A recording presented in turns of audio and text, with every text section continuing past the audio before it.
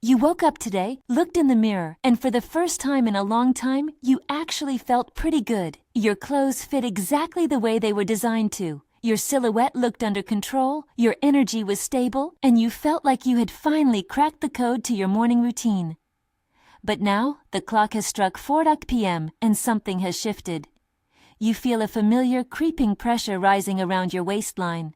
The button on your jeans, which was perfectly comfortable just 6 hours ago, now feels like it's trying to cut you in half. You look down at your midsection, and suddenly, it looks like you've entered the second trimester of a pregnancy that doesn't exist. You wonder what happened between lunch and now. Where did that morning body go? Why does your stomach seem to have a mind of its own the moment the sun begins to set? This is the phenomenon I call the 4 p.m. bloat, and I want you to hear me clearly. This is not just part of getting older. It isn't a normal result of having a slow metabolism, and it certainly isn't something you just have to live with because you've passed age 35. If you are experiencing this daily frustrating expansion, I want you to perform a quick diagnostic check with me right now. Stand up, take a deep breath, and place your hand flat over your midsection, right between your ribs and your belly button. If this area felt like a soft, yielding pillow when you woke up, how does it feel now? If it's tense, projecting forward and firm, like you're pressing against the surface of a basketball, your body is sending you a high-priority signal. You are experiencing a major metabolic traffic jam. Today, we are going to dive deep into the hidden biology of why your body seems to change shape by the end of the day. We are going to look at the circadian rhythm of your digestion, the afternoon cortisol crash that shuts down your gut, and the role of your liver as the overfilled overflow tank for your daily energy. Most importantly, I'm going to walk you through the exact detailed 3-step protocol you need to follow to deflate the balloon, clear the internal pressure, and finally keep your morning silhouette all the way until bedtime. To understand why your belly expands at 4 p.m., we have to talk about the internal clock of your digestive system. Your body is not a static machine. It does not process a salad or a piece of fruit the same way at 8 a.m. as it does in the late afternoon. Around 3 or 4 p.m., the human body undergoes a natural, significant hormonal transition.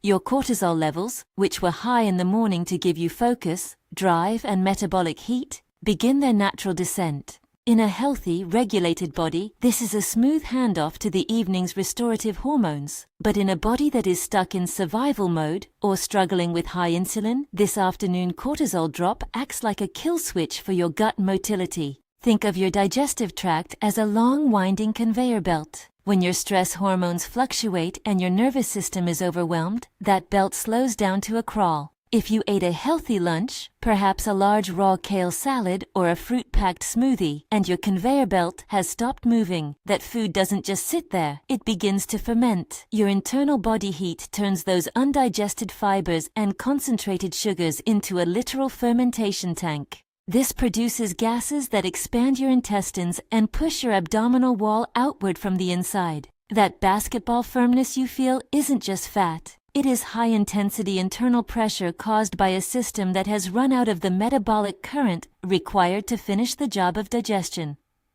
You are essentially carrying around an unfinished project that is now producing toxic, inflammatory byproducts. But there is a second, more silent culprit that happens at the liver level. I want you to picture your liver as a suitcase. For years, your liver has been the primary manager of your energy, packing away glucose and fructose to keep your system running. But eventually, the suitcase gets full. After age 35, as our estrogen levels begin to fluctuate and drop, our liver becomes significantly more sensitive to the fire hose of energy we give it. Estrogen used to act as your metabolic parking attendant, guiding fat to your hips and thighs. Without that attendant, the liver becomes the primary dumping ground for any excess sugar or stress-induced glucose. When you hit the liver with liquid sugars or high fructose snacks in the afternoon, the liver simply can't zip the suitcase anymore. It begins to spill that excess energy into the visceral space, the deep area between your organs. This spillover creates instant low-grade inflammation that triggers your body to hold on to water and fluid. By 4 p.m., your lymphatic system, which is responsible for draining that fluid, is completely overwhelmed. You aren't just bloated with gas, you are fluid-logged in your midsection because your liver is struggling to manage the metabolic load of your day. This is why the bloat feels so hard and so heavy. It is a combination of trapped gas and inflammatory fluid, all anchored by a liver that is crying out for a break. You're not broken, and you don't need a magic detox pill. You need to change the signals you are sending your liver and your nervous system. To fix this, we are going to implement a 14-day deflation protocol that targets the root of the traffic jam. Step 1 is the liquid fructose lockout. For the next 2 weeks, we are removing the fire hose from your liver. This means no fruit juices, no healthy smoothies, no sweetened nut milks, and absolutely no afternoon alcoholic drinks. Why is this so critical? Because liquid fructose is the fastest way to shut down your metabolism. It hits the liver instantly, spikes your insulin to the ceiling, and stops your digestive conveyor belt dead in its tracks. If you want fruit, you must eat the whole fruit. The fiber in a whole apple or a bowl of berries acts as a biological brake, allowing the sugar to enter your system in a slow, manageable drip.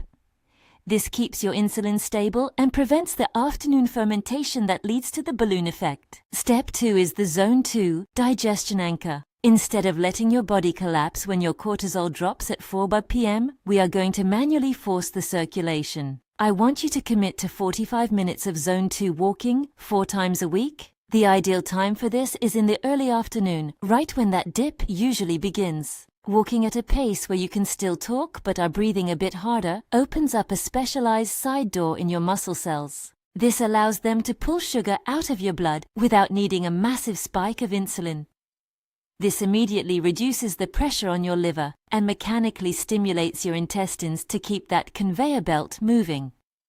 It is the single best way to prevent the 4 p.m. traffic jam before it even starts. If you can't fit in a full 45 minutes, break it into 2 20-minute sessions. Just keep the system moving. Step 3 is the 16-8 metabolic breathing room. The 4 p.m. bloat is almost always the result of overlapping meals. If you are a grazer who snacks on healthy nuts or fruit throughout the day, your insulin levels never return to their baseline. Your liver never gets a chance to empty the suitcase. By finishing your dinner by 7 p.m. and not eating again until 11 a.m. the next morning, you're giving your system 16 hours of vital rest. During the final 4 hours of that fast, your body finally stops managing the food you've put in and starts cleaning the house. This is when the visceral inflammation begins to subside and your gut motility resets for the day ahead.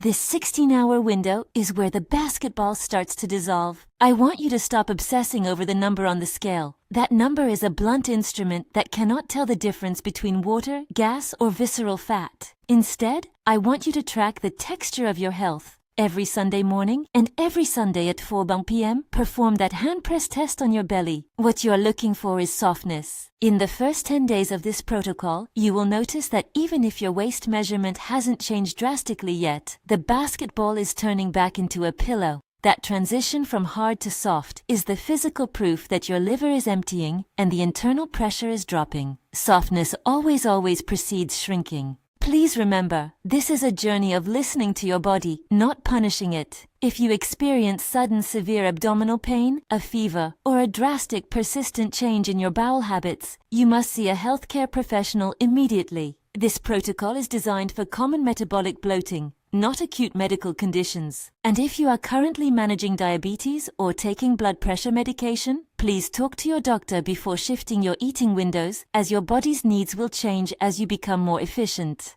You don't have to finish every day feeling like you've outgrown your own skin. Your body isn't failing you. It is simply overwhelmed by a high-pressure environment that it wasn't designed to handle 24/7. By removing the fire hose of liquid sugars, moving strategically to anchor your circulation, and giving your liver the time it needs to breathe, you are giving your system the safety signal it needs to stay flat, calm, and energized all the way until bedtime. Tell me in the comments, at 4 p.m. today, did you feel like a basketball or a pillow?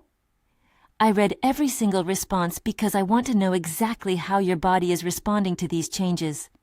If this finally explained the mystery of your afternoon bloat, hit the like button and subscribe. In our next video, we are going to dive into the skin tag warning and why those tiny marks on your neck are actually the final alert from your liver before a metabolic breakdown. Stop the expansion. Start the reset. I'll see you in the next video.